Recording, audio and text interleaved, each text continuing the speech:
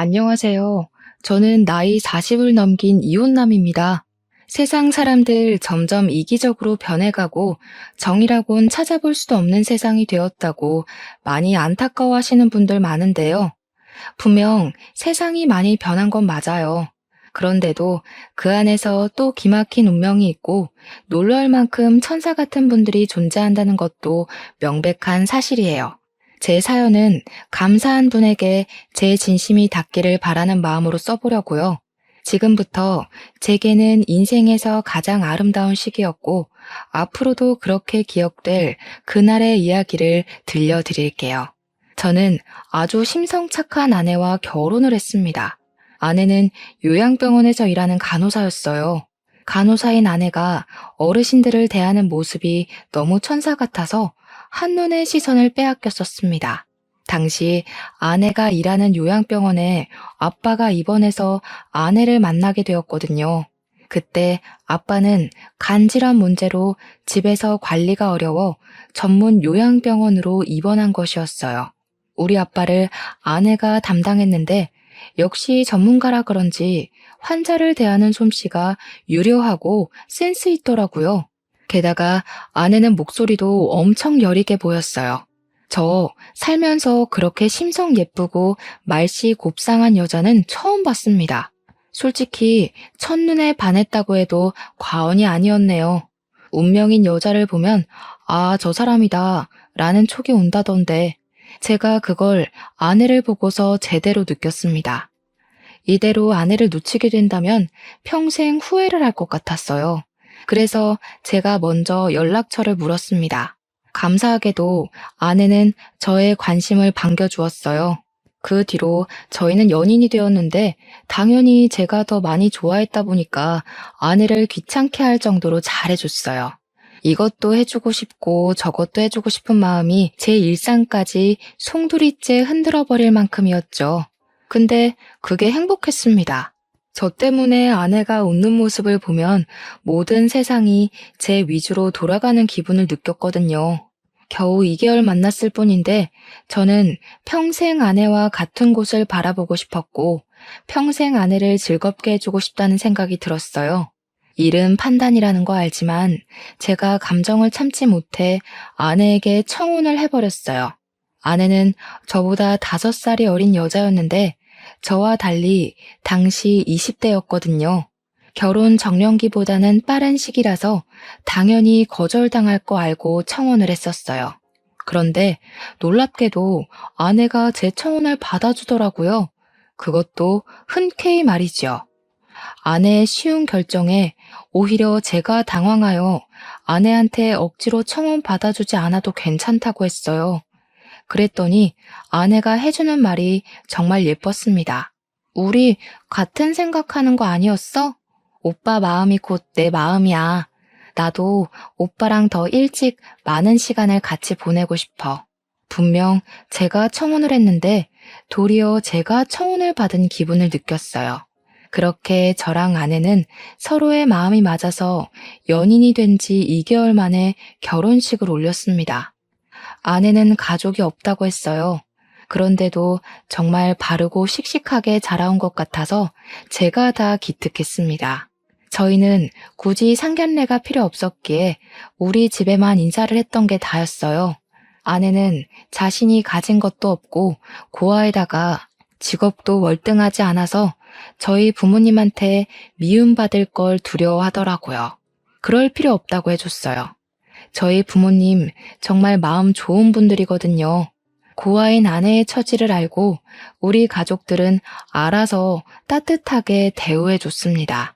특히 엄마는 저처럼 아내를 기특하게 보았어요. 혼자 장하게 컸다면서 하늘에 계신 사돈이 자랑스럽겠다고 아내의 긴장한 마음을 풀어주기도 했습니다. 아내는 다행히도 저희 가족의 관심을 매 순간 감동하며 우리에게 더 잘했어요. 무엇보다 기뻐하긴 아빠가 제일 기뻐했죠. 아내와 아빠는 간호사대 환자로 더 친하게 지냈습니다. 아내도 일을 하면서 시부 모시는 마음으로 입원 중인 아빠를 세심하게 보필해 주었어요. 아내는 마치 원래 우리 식구였던 것처럼 잘 어울렸습니다.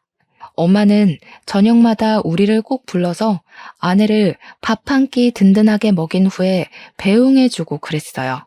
아내가 저희 집안 식구가 되자 집안에 햇살이 든 것처럼 행복에 겨운 날들이 늘어갔는데요. 어느 날이었어요. 아무리 가정이 화목하더라도 아빠의 병환이 이유 없이 회복될 순 없잖아요. 아빠는 갈수록 건강이 안 좋아졌어요. 간 공여자가 쉽게 나타나지 않아서 아빠의 수술은 계속 미뤄지고만 있던 상황이었습니다. 그런데 저희가 너무 단기간에 사이가 가까워져서 그런가 어느 날 아내가 파격적인 제안을 해왔는데요. 아빠 병실로 우리 식구를 전부 모아놓고 얘기를 해주더라고요. 제가 아버님께 간 이식을 해드리고 싶어요. 아버님 더 늦으면 정말 고비일 수 있거든요. 제가 간 이식하는 거 허락해달라고 불렀어요. 아내의 제안을 듣고 깜짝 놀란 엄마와 저는 당황해서 서로 대답을 눈치 보고 있었어요. 그러다 엄마가 나서서 아내에게 그럴 필요 없다고 거절을 하였습니다. 하지만 아내도 엄마가 거절을 할 것 같았는지 이미 조직 검사까지 다 받았다고 고백하더라고요. 안 된다. 우리가 어떻게 남의 집 귀한 딸내미한테 그런 짓을 하겠어. 그건 내가 나중에 사돈 얼굴 볼 낯이 없을 것 같아. 다른 방법이 분명히 있을 거다. 꼭 알맞은 공여자가 나타날 거야. 그 알맞은 공여자가 저예요. 저라고 생각해 주세요, 어머님.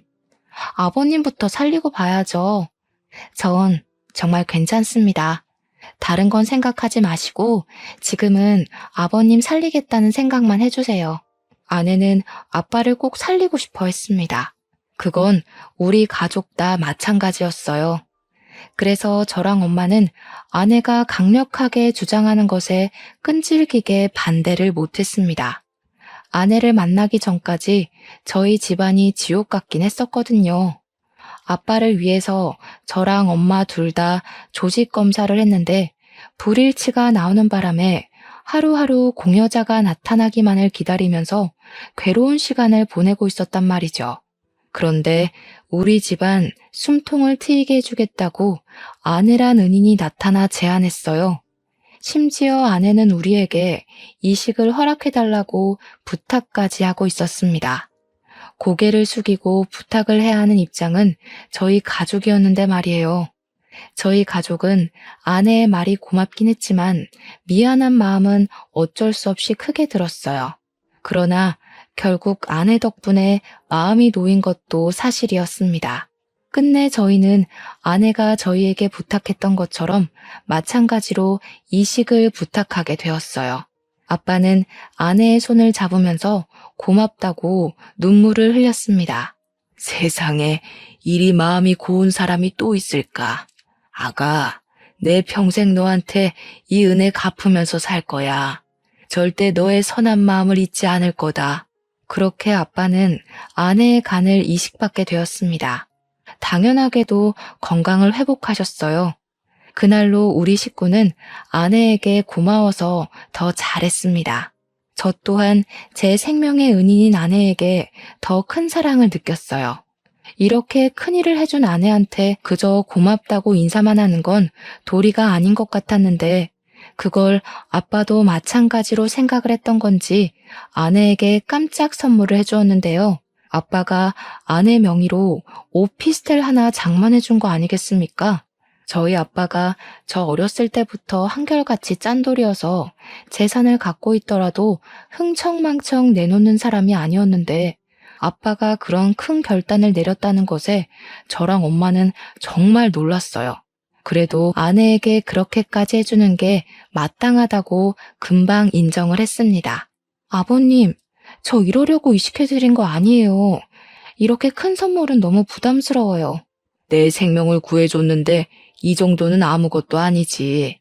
언제든지 필요한 거 있으면 이 시애비한테 다 말하거라. 우리 새아가한테 나가는 돈이면 나 하나도 아깝지가 않아. 아빠가 능청스럽게 아내의 거절을 거절했어요. 아내는 아빠의 고집을 꺾지 못해 어쩔 수 없이 오피스텔을 받았는데 표정에서 미안한 기색이 한가득이었습니다. 저희는 그런 아내가 마음 편히 먹었으면 해서 생명의 대가로 그만한 값어치를 받는 건 충분하다고 다독여 주었어요. 아빠도 건강을 회복했고, 저는 흠나올 데 없는 우리 식구를 보면서 저는 왠지 앞으로 더 행복하게 잘 살 수 있을 줄 알았어요. 그런데 당황스럽게도 아빠 이식을 무사히 마친 후 사랑만 가득했던 저희 집안이 차츰 변하기 시작했습니다. 그 원흉이 다름 아닌 아내였어요. 아내 덕분에 집안에 행복이 깃들었다가 아내 때문에 그 행복이 우환으로 변해갔어요. 아빠한테 간 이식을 해준 아내는 건강 회복 때문에 일을 쉬더니 저한테 별다른 말도 없이 갑자기 일을 그만둬 버렸어요. 처음에는 몸이 많이 안 좋나 체력이 딸리나 생각하면서 이해를 하려 했습니다. 그런데 아내가 집에서 인스턴트를 폭풍으로 먹는 걸 보곤 이제 몸이 괜찮아 보이는데도 복직을 안 해서 좀 걱정되었어요. 돈을 안 벌어서 걱정이라는 게 아니라 어딘가 모르게 사람이 변한 것 같아서 걱정이 되었습니다. 좋게 말하면 그간 고아로 고군분투 살면서 한 번도 쉬지 않았던 몸을 이제야 왕창 쉬는구나 라고 볼 수 있겠는데, 나쁘게 말하면 그냥 놀고 먹는 백수꼴로 보였어요. 하지만 무어라 터치하지 않고 이해해 줬습니다. 아내가 그간 열심히 살았으니까 결혼하고 가족이란 울타리가 생겨서 안정감이 들어 쉬고 싶겠지 라고 합리화했어요. 근데 저도 사람인지라 한 번씩 아내의 행동에 화가 날 때도 있었는데요. 여보, 많이 바빠? 나 라면 좀 끓여주면 안 돼? 라면 하나 먹고 자면 기분 좋게 잘 수 있을 것 같은데. 나 바쁘잖아. 지금 출근 준비 중이야. 라면 정도는 당신이 해 먹을 수 있으면서. 아, 해줘. 나 지금 네일 발라놔서 손을 못 움직여서 그래. 새벽 내내 영화 본다고 아무것도 못 먹었더니 배고프단 말이야. 아내는 밤낮까지 바뀌어서 제가 출근하는 아침까지 깨어 있었다가 제가 퇴근해서 오는 시간에는 잠을 자고 있었어요. 생활 패턴이 이렇게 달라져 버린 것도 제겐 하나의 스트레스였습니다. 그래도 저는 참았죠.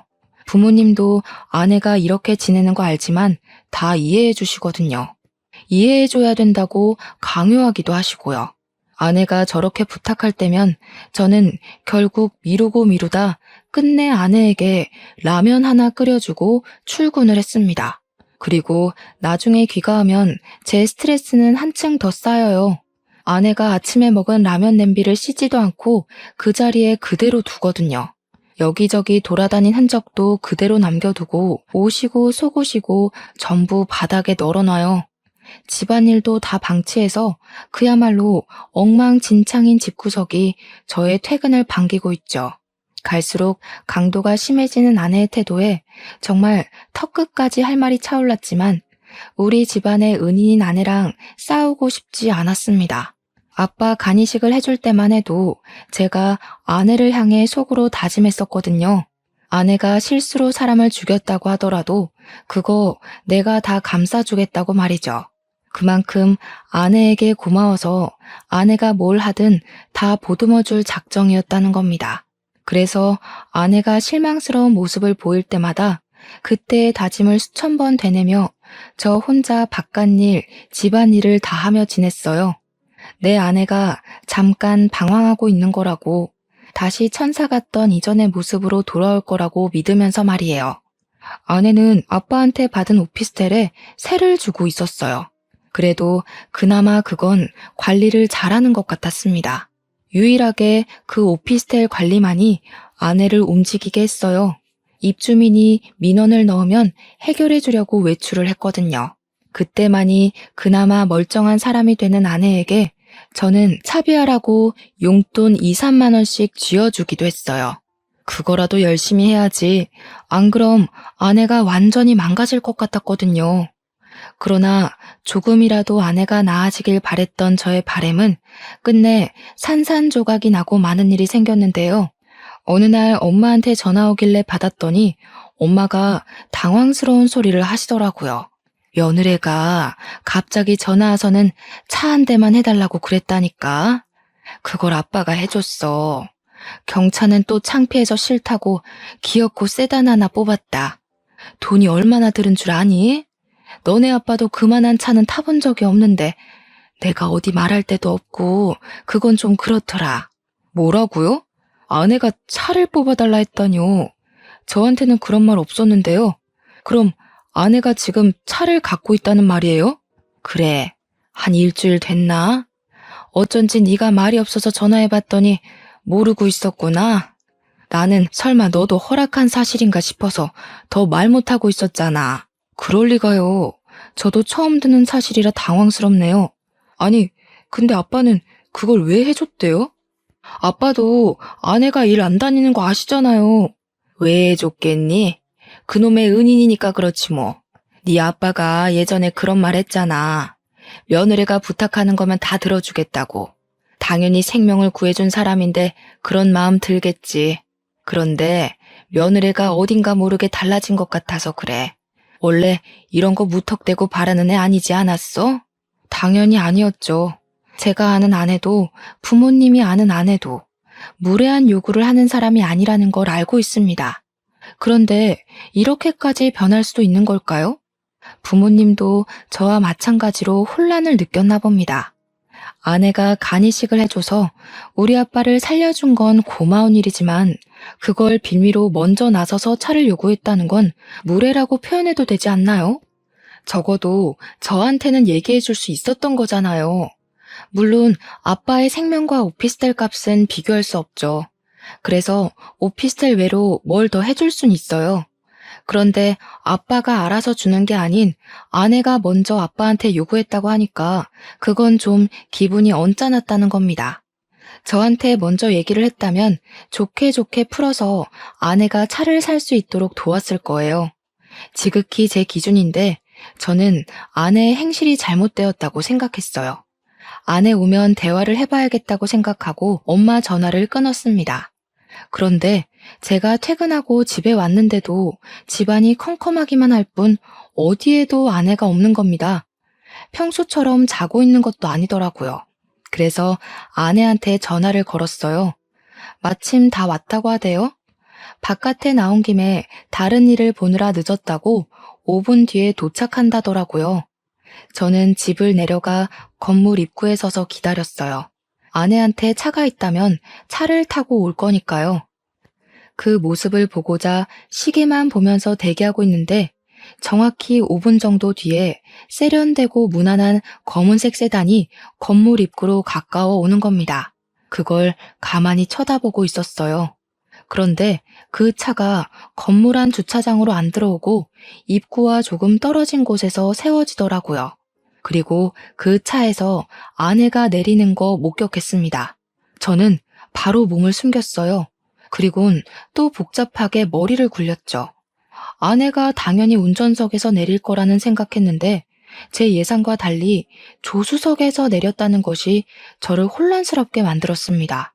분명 엄마 말로는 아빠가 아내한테 차를 사줬다고 했거든요. 그게 저 차가 아닌 건가? 라는 생각도 들었어요. 그렇다면 저 차는 뭐고 또 저 운전자는 누구지? 그것까지 궁금해지더라고요. 저는 끝까지 아내 앞에 모습을 드러내지 않고 그 차 번호만 찍은 뒤 집으로 올라갔습니다. 그리고 얼마 뒤 들어오는 아내에게 엄마한테 들었던 사실을 물어봤어요. 응, 내가 아버님한테 사달라고 했어. 모르고 있었어? 나는 아버님이나 어머님이 당신한테 말한 줄 알았는데. 우리 부모님 원래 입 무거운 거 알잖아. 그래서 차는 왜? 당신 일도 안 하면서 차가 왜 필요한데? 뭐야, 말 서운하게 하네. 일 안 하는 사람은 차 있으면 안 돼? 나도 다 필요해서 사달라고 한 거야. 설마 아까워서 그래? 나한테 이 정도도 못 해줘? 내가 아버님 은인인데? 그게 아니라 적어도 나랑 의논할 순 있었잖아. 내가 당신 차 사지 말라고 종용하겠어? 그냥 당신이 갑자기 차 사달라고 아빠한테 얘기를 해버리면 아빠가 당황할 수도 있고 오해해서 나쁘게 볼 수도 있으니까 그런 거지. 아버님이 날 나쁘게 볼 게 뭐 있어? 나쁘게 봐서도 안 되지. 나는 엄연히 생명의 은인인데. 그리고 아버님이 갖고 싶은 거 있으면 다 말하라고 했어. 이날 저는 무언가 잘못되어 가고 있다는 걸 아주 크게 느꼈습니다. 아내가 우리 아빠한테 간이식해준 걸 권리로 이용하고 있다는 걸 깨달았어요. 왜 일이 이렇게까지 꼬여버린 건지 모르겠더라고요. 무척 당황스러웠던 저는 저도 모르게 지금 우리 아빠 이용하는 거냐고 아내에게 화를 내버렸습니다. 그러자 아내가 그런 제 모습을 서운해하며 삐쳐서는 방으로 들어가 버렸어요. 그 바람에 아내한테 차는 어쨌고 얻어 타고 온 차는 뭐냐는 걸 묻질 못했어요. 그날 밤은 저도 머리가 너무 지끈거려서 다른 방에서 잠을 잤습니다. 결혼하기 전만 해도 우리 사이가 이렇게 빨리 틀어질 거란 생각은 못했는데 역시 결혼하기 전 상대방과 사계절을 함께 해보라는 어른들의 말씀을 들을 걸 그랬나 후회가 되었어요. 간호사로서 어르신들을 대하는 아내의 천사 같은 모습이 결코 거짓으로 보이지 않았거든요. 제가 사람을 제대로 알아보지 못해서 이렇게 되어버렸다는 건 누굴 탓할 수도 없는 노릇이라 더 괴로웠던 것 같네요. 그날 이후 저는 아내에 대한 신뢰를 완전히 잃어버렸어요. 그래서 며칠 뒤에 또 입주민 민원을 해결하러 간다는 아내의 뒤를 밟았습니다. 일부러 회사의 연차도 양해를 구하고 당일에 급하게 냈죠. 아프다고 거짓말해서 연차를 낸 거지만 제게는 아내를 미행하는 것이 실제 제 목숨이 달린 문제와도 같았기 때문에 어쩔 수 없었어요. 저는 미리 차에 올라탔고 아내는 아파트 건물을 좀 나가더니 지난번에 본 그 검정 세단에 올라탔습니다. 또 조수석이었죠. 제가 지난날 사진으로 찍어놨던 차 번호랑 비교를 해봤더니 똑같은 차더라고요. 그 길로 저는 작정하고 그들 뒤를 밟기 시작했어요. 그렇게 그 세단이 도착한 곳은 당황스럽게도 제가 아는 곳이었습니다. 그건 바로 아빠가 아내에게 선물로 준 오피스텔이 있는 건물이었죠. 이미 그때부터 설마 싶은 의심이 들었어요. 그들이 주차하길래 내리지 않고 지켜만 봤는데 운전석에서 웬 남자가 내리더라고요. 의심으로 가득 차올랐던 제 마음은 그 남자를 보자마자 끝내 폭발해버렸어요.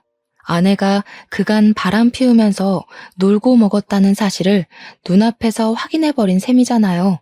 정말 살이 떨렸고 화가 나서 핸들 잡고 있던 손에도 힘이 잔뜩 들어갔습니다.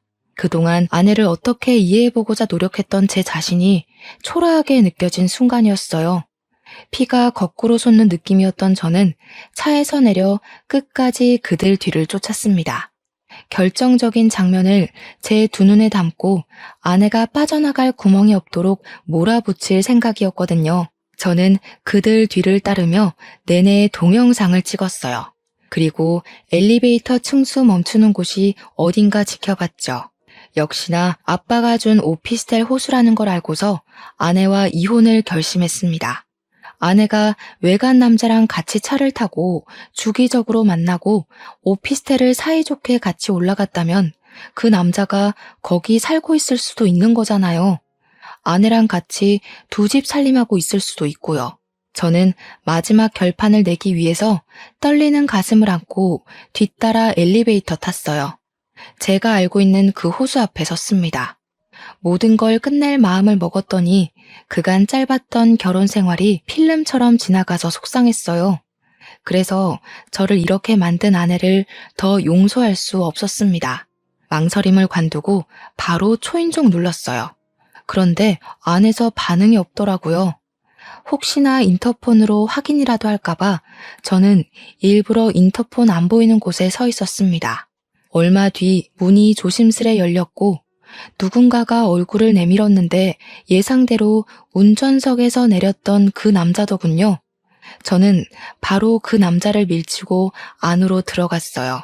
안에서 아내를 발견했습니다.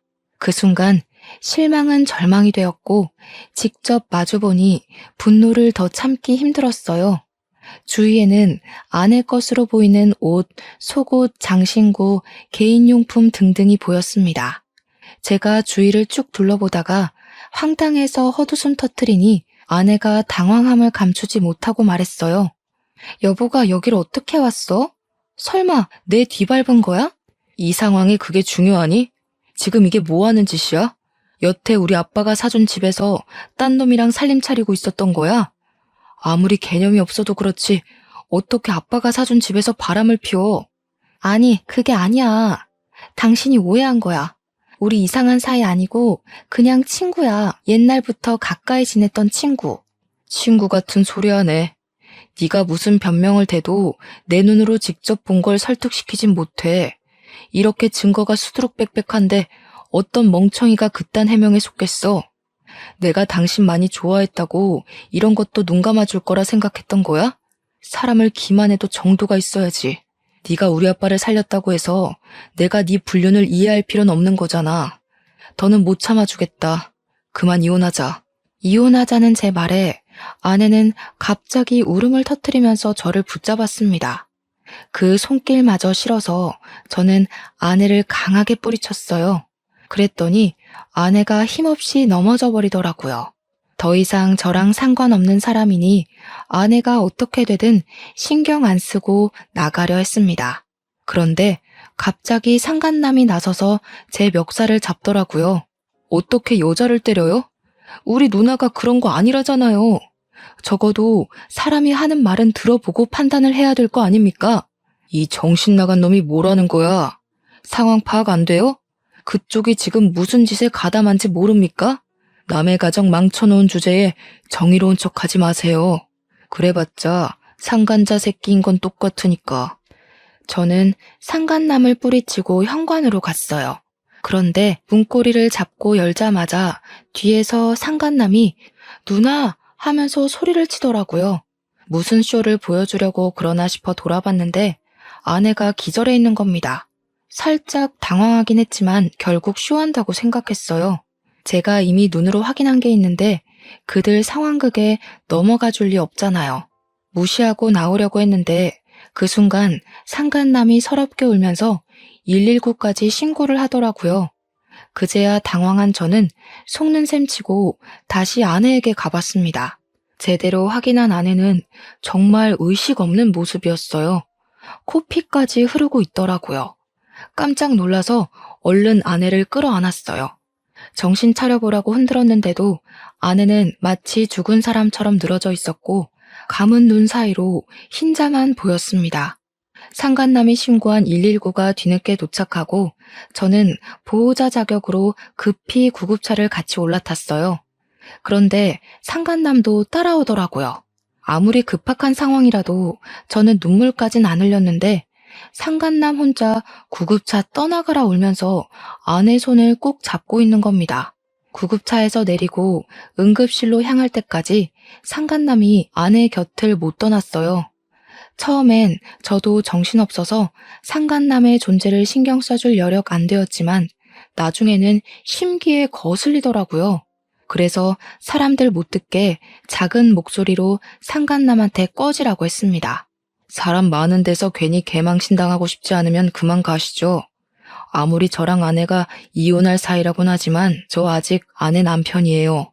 지금 그쪽 상당히 선 넘고 있거든요. 상간남은 아직도 아내 때문에 눈물을 흘리고 있었어요. 곧 울음이 범벅된 얼굴로 저를 째려보면서 제 멱살을 잡더군요. 기가 찼습니다. 지금 당장 멱살을 잡고 싶은 입장은 저인데 되레 저를 상간남 취급하듯 노려보는 상간남이 황당했어요. 그때였습니다. 간호사가 와서 아내 보호자를 찾았어요. 그래서 저는 상간남을 밀어내고 바로 손을 들려고 했죠. 그런데 그것마저 상간남이 먼저 손을 들면서 먼저 나서더라고요. 결국 인내심이 바닥으로 떨어진 저는 상간남에게 성질을 내려고 이봐요 하고 불렀습니다. 그런데 그 순간 상간남이 간호사한테 자기를 소개하는 말 때문에 당황해서 말문이 막혀버렸어요. 가족분이세요? 환자분이랑은 무슨 관계세요? 남동생이에요. 우리 누나 어떻게 됐어요? 지금 바로 수술 들어가는 거예요? 보호자는 어디서 기다리면 되죠? 상간남이 정신 못 차리고 간호사를 졸졸 따라갔습니다. 저는 그 자리에 멍청하게 서 있다가 뒤늦게 걸음을 뗐어요. 저 멀리 앞장서서 수술 동의서에 사인하는 상간남을 멀찍이 지켜봤어요. 남동생이라니 아내는 분명 저랑 결혼할 때 고아라고 했습니다. 그런데 갑자기 남동생이 웬 말인 건가 싶었어요. 뜻밖의 상간남의 정체에 상당히 혼란을 느꼈죠. 상간남 말이 거짓말일 수도 없는 게 수술 동의서 때문에 가족관계 조회가 가능한가 보더라고요. 심지어 아내랑 이 상간남이랑 그 병원을 자주 방문했는지 이력에 남아 있었다는 것에서 저는 상간남이 아내의 남동생이 맞다는 걸 더 의심할 수 없었어요. 아내는 남동생이 동의해주는 덕에 수술에 들어갔습니다. 저랑 그 남동생 둘이 수술실 앞에 덩그러니 남아 있었어요. 저는 겨우 눈물을 그친 그 남동생을 물끄러미 쳐다봤어요. 무슨 말을 어떻게 물어야 할지 고민하느라 쉽게 질문하지 못했습니다. 그런데 제가 묻기도 전에 남동생, 그러니까 저한테는 처남인 그 남자가 알아서 말을 해주더라고요. 속이려고 그런 건 아닌데 죄송합니다. 누나가 말하지 말래서 말 못했어요. 사실 우리 누나가 좀 많이 아파요. 누나가 직접 말할 때까지 기다리려고 했는데 이건 좀 아닌 것 같아서 말씀드리려고요. 처남이 해주는 아내의 실체는 제가 전혀 알지 못했던 사실들이었고 충격에 입을 다물 수 없었어요. 알고 보니 아내가 혈관 질환이 있어서 1년의 시한부 선고를 받은 상태였더라고요. 아내는 저를 만난 시점에 선고를 받았고 곧 죽음을 앞두었던지라 삶의 의지가 없었는데 저를 만나고 세상이 바뀌었다고 했대요.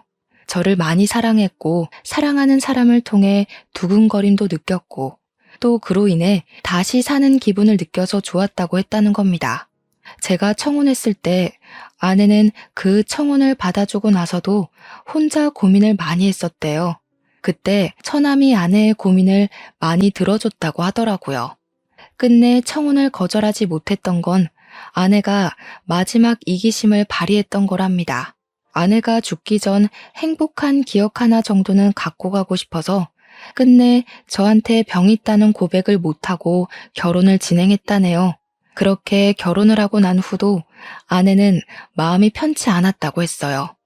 신혼 시작부터 아내 마음엔 이미 죄책감이 자리 잡고 있었고 아내는 그 때문에 아빠에게 흔쾌히 간 이식을 해줬던 거라고 했어요. 어차피 1년 후면 죽을 몸이니 간 떼어주는 것이 무섭지도 않았다고 해요. 그 뒤로도 아내는 우리 가족들 몰래 속으로 죄책감을 키워갔는데 우리 가족이 날이 갈수록 과한 사랑을 주자 불안하기까지 했다고 했어요. 아내는 갈수록 커져가는 행복감에 나중에 우리 가족한테 사실을 밝혀서 실망을 안겨주는 것이 너무 무서웠답니다. 병환을 속이고 결혼했다는 것에 실망할 가족들의 얼굴을 차마 마주할 용기가 없던 아내는 결국 선택한 방법이 죽기 전에 저한테 이혼을 당하는 거였다고 했어요. 그래서 그렇게 갑자기 막장으로 살기 시작했던 거였죠. 처남을 이용해 불륜을 연기하면서까지 말입니다. 처남이 오피스텔에서 지냈던 것도 불륜을 가장하기 위한 그림이기도 했지만 월세에 전전하며 취업 준비로 생활고에 시달리던 처남을 위해 아내가 몰래 그곳에 살도록 해준 이유가 크더라고요. 차까지는 받아낼 생각이 없었다고 했는데 제가 이혼하자는 말을 도통 안 해서 아내는 결국 식구들에게 상처를 더 줄 수밖에 없었다며 그 차는 처남에게 줬다고 했어요. 아내는 진짜 차를 탈 생각은 없었고 식구들에게 인정머리 없는 모습을 보여주려고 했던 건데 저희 아빠가 아내한테 진짜 차를 사줘서 아내가 좀 당황했다고 하더라고요. 차 명의는 처남한테 돌리지 않고 아내 앞으로 되어 있다네요.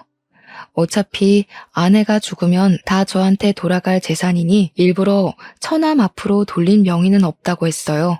그 사이 다행히도 처남은 편하게 공부해서 편하게 취업했다고 하는 겁니다. 처남에게 모든 사실을 들은 저는 그대로 주저앉아 버렸어요. 믿기 힘든 사실이 전부 진실이라서 숨이 턱 막히는 기분이었어요. 그런 줄도 모르고 아내를 밀쳐서 다치게 한 것이 너무 마음에 걸렸습니다. 너무 미안했어요. 수술을 무사히 끝내고 나온 아내는 다행히도 항고비를 넘겼다고 했습니다. 한참 호흡기에 의지해 잠을 자고 있다가 뒤늦게 의식을 찾았어요. 아내 손만 잡고 깨어나길 기다리고 있었던 저는 벌떡 일어나 아내를 살폈어요. 그리고 서름이 북받쳐 올라서 아내에게 목청을 높여버렸습니다. 대체 왜 그랬어? 그냥 솔직하게 말하지. 내가 당신 병 있다고 하면 미워할 거라 생각했어. 어떻게 사람을 이렇게까지 바보로 만들어? 미안해. 내가 사실대로 말해줘도 당신이 나를 미워하지 않을 거란 거 알아. 그래서 더 고지곳대로 말 못하겠더라고. 당신이 나를 끝까지 좋아해 줄 걸 아니까. 당신만 두고 가야 할 때 내가 너무 무서울 것 같았어. 나 때문에 당신 마음이 많이 괴로울 테니까.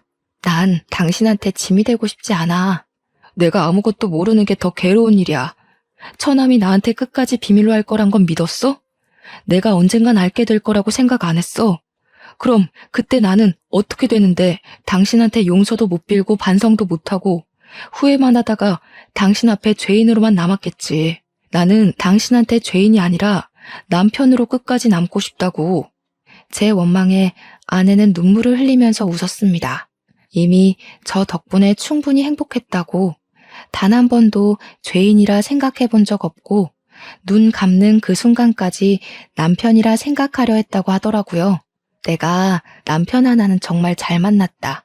살면서 가장 행복했던 것 같아. 당신 덕분이야. 행복하게 해줘서 고마워.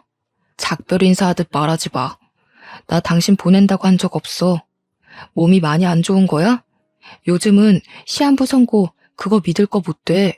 시한부 받고도 훨씬 더 오래 사는 사람들 얼마나 많은데. 옆에서 처남이 대신 말해주길 돈이 없어서 치료할 시기를 놓치는 바람에 몸이 더 망가졌다는 얘기를 했어요. 그것마저 제 탓 같아서 너무 후회스럽더라고요. 제가 아내를 더 빨리 알았다면 아내가 이렇게 병환으로 고생하지 않아도 되었을 텐데. 이미 늦었다는 거 알지만 그래도 저는 최선을 다해보고 싶었습니다. 그래서 그날 이후 아내 병간호를 꼬박꼬박하며 아내 병원에 대해 빠삭하게 공부를 했어요. 그 사이 어쩔 수 없이 이 사정을 우리 식구까지 다 알게 되었습니다. 엄마는 어느 순간부터 아내를 좀 안 좋게 생각하고 있었는데 저한테 모든 사실을 설명 듣고 나서 제일 많이 눈물을 흘리셨어요. 부모님 두 분은 병원까지 직접 찾아와서 아내를 딸처럼 보필하고 챙겨주었습니다. 저랑 처남이랑 같이 아내를 책임져 주셨죠. 당연히 병원비는 저희 부모님이 부담을 해주셨고요. 그걸로 처남이 감사하다고 저희 부모님과 저에게 고개를 숙이는데 부모님이 아들 하나 더 있는 것처럼 처남을 안아주면서 고생 많았다고 다독여줬어요. 그러자 처남이 아내가 쓰러졌을 때처럼 눈물을 뚝뚝 흘리더라고요. 아휴, 이 가여운 남매가 어디 또 있을까. 얼마나 고생이 많았어. 그래도 둘이 의지하면서 참 잘 컸다. 남동생이 든든하게 누나 지켜주고 있었으니 누나도 이만큼이나 잘 버텨온 거야. 앞으론 우리가 도와줄 테니까 마음 단단히 먹어요. 그래야 누나가 더 힘내서 치료받지. 고맙습니다. 저희 누나 대신 평생 은혜 갚으면서 살게요. 정말 고맙습니다. 끊어질 뻔했던 가족 간의 인연은 더욱 끈끈해져서 보기 좋은 모습을 띄었어요. 처남도 우리 가족 덕분에 긍정적인 기운을 많이 받았고 하는 일 방해받지 않고서 열심히 근무도 했습니다. 아내도 저와 부모님의 설득에 못 이겨 치료를 받아보겠다고 했어요. 제가 여기저기 수소문해도 아내의 상태는 더 이상 가망 없다는 말만 들었으나 치료를 해볼 순 있다고 해서 포기하지 않았습니다. 저희는 일부러 병실에 달력을 걸지 않았어요. 아내가 날짜를 모르도록 하고 싶었거든요. 실제 아내는 오늘이 무슨 요일인지 한 해가 끝나기까지 얼마나 남았는지를 모르고 생활하였습니다. 외출이 가능해서 저랑 데이트도 종종 했고 처남을 데리고 가까운 곳으로 가족여행도 다녔어요. 아내는 갈수록 웃는 날이 늘어갔고 얼굴에 혈색이 도는 것이 꼭 건강을 되찾은 사람처럼 보였어요. 그럴 때면 말이 안 된다는 거 알지만 아내의 병환이 완치가 된 게 아닌가 하는 희망을 품었습니다. 그러나 아내가 예고 없이 기절을 하는 건 막을 수 없었고 한번 쓰러지면 의식을 찾기까지 걸리는 일자가 점점 늘어나는 것도 아내 상태를 자각하게 만들었어요. 저는 주로 아내 곁에서 취침을 했지만 생필품 때문에 한 번씩 집에 들르곤 했는데 그때마다 죽도록 참았던 눈물을 쏟았어요. 아내 앞에서는 희망을 주고 미래를 계획하면서 평생 함께 할 수 있다고 약속을 해줬지만 저는 알고 있거든요. 아내 몸 상태가 얼마나 악화되어 가고 있는지 말이에요. 아내를 떠나보낼 준비가 도통 안 되는데 선고받은 시간은 점점 다가오고 날짜를 알고 있는 저희만 갈수록 표정 관리가 어려웠습니다. 어느 순간부터 아내도 제가 집에만 가면 울고 온다는 걸 아는 것 같더라고요. 그럴 때마다 말없이 저를 안아주면서 해주는 말이 있었는데요. 옛날엔 내가 당신 손잡고 우리 식구들 앞에서 눈을 감는 게 너무 무서웠는데 이제는 꿈을 꿨던 것처럼 기분 좋게 떠날 수 있을 것 같아. 고마워. 사랑해. 아내 앞에선 울고 싶지 않은데 저도 어쩔 수 없는 사람인지라 아내와 이별이 가까워오니 이성을 바로잡기가 힘들었어요. 언젠가부터 아내는 안 울었는데 제 눈물은 수돗물처럼 줄줄 흘렀습니다. 그런데 이런 저희를 하늘에서 안쓰럽게 여긴 건지 제 아내에게 작은 기적이 생겨났어요. 아내가 선고받은 1년의 기간이 이미 지났는데도 아내가 저희 곁을 떠나지 않았다는 겁니다. 당연히 섣부른 기쁨일 수 있기 때문에 일부러 날짜를 넘겼어도 티를 내지 않았어요. 그런데 일주일이 지나고 2주일이 지나고 한 달이 지나도 아내는 저희 곁을 떠나지 않았어요. 그것에 놀란 저는 이 사실을 밝혔고 식구들 또한 전부 놀라서 아내에게 날짜를 가르쳐 줬어요. 가장 어안이 벙벙했던 건 아내였을 겁니다. 그때 저희 가족 모두가 상상만으론 안 될 행복을 가득 느꼈네요. 의사 선생님도 잘 이겨내고 있는 아내와 진심을 다해 돕는 가족들이 있어서 일어난 기적인 것 같다고 하더군요. 이렇게 쭉 행복할 일만 있었다면 좋았겠지만 한참 기운이 좋다가 어느 순간 갑자기 아내 건강이 확 꺾여버렸어요. 그때 저희 가족들은 또 한 번의 절망을 느꼈습니다. 어쩌면 시한부 기한을 넘기기 전보다 더 큰 절망을 느꼈는지도 몰라요. 저희는 다시 으쌰으쌰 힘을 내려 했으나 이젠 정말 마지막이 다가오는구나를 느꼈을 정도로 아내는 큰 병마와 싸웠어요. 그렇게 아내는 1년 시한부 선고를 받고 1년을 더 산 뒤에 결국 눈을 감고 말았습니다. 아내는 자신에게 시간이 얼마 남지 않았다는 걸 느꼈는지 눈을 감기 10분 전쯤에 우리 식구들한테 기운내서 작별 인사를 했어요. 좋은 기억 만들어줘서 고맙습니다. 다들 저한테 은인이에요. 제 동생한테도 좋은 가족이 되어준 거 정말 감사해요. 꼭 잊지 않을게요. 가족들에게 끝인사를 한 아내는 제게 개인적으로 더 행복했으면 좋겠다는 말을 하고는 잠을 자듯 그렇게 눈을 뜨지 못했습니다. 우리 식구는 그 자리를 한동안 뜨지 못하고 정말 많이 오열했어요. 사람이 숨을 거두고 나면 인체 중 청력 기능이 가장 늦게 죽는다고 하더라고요. 저는 끝까지 아내 손을 잡고 울면서 사랑한다는 말을 많이 해줬네요. 그 뒤로 저는 공허한 시간을 보냈어요. 아내 앞으로 된 사망보험금이 전부 제게로 왔고 아내가 아빠한테 받았던 재산도 전부 저한테 상속되었습니다. 아내는 정말 저희 가족한테서 조금도 욕심낸 것이 없었고 가져간 거라곤 저희들과 함께한 추억밖에 없었죠.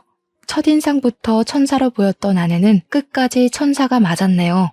제게 곁에 잠깐 머물다간 하늘의 소유물이었다고 위안을 삼고 있습니다. 잠깐이었다고 하더라도 저는 아내를 절대 잊지 못할 겁니다. 아내에 대한 그리움이 너무 강해서 재혼 생각은 전혀 안 하고 있어요. 그리고 아내랑 헤어졌다고 해서 홀로 남은 처남과 남처럼 지내고 싶진 않았어요. 가족이 되어주고 싶어서 처남을 근근히 챙기고 있습니다. 저희 집에 2주에 한 번은 와서 같이 밥을 먹곤 해요. 원래 아내 것이었던 오피스텔이랑 차는 제가 처남 명의로 돌려주었어요. 아픈 아내를 보필하면서 홀로 마음고생 많았을 처남이 앞으로는 돈 때문에 소중한 걸 잃지 않고 잘 살았으면 싶었거든요. 심지어 아빠는 아내에게 갚을 평생 은혜를 처남에게 대신 갚아줄 생각인가 보더라고요. 아내한테 그랬던 것처럼 처남에게도 뭐 필요하면 언제든지 말하라면서 든든한 부모가 되어주셨어요. 저희가 여전히 끈끈하게 살고 있다는 걸 아내가 보고 좋아해줬으면 좋겠네요. 아마 아내의 심성이라면 분명 저희 가족의 행복을 더 빌면서 앞길이 순탄하도록 보좌해주지 않을까 싶어요.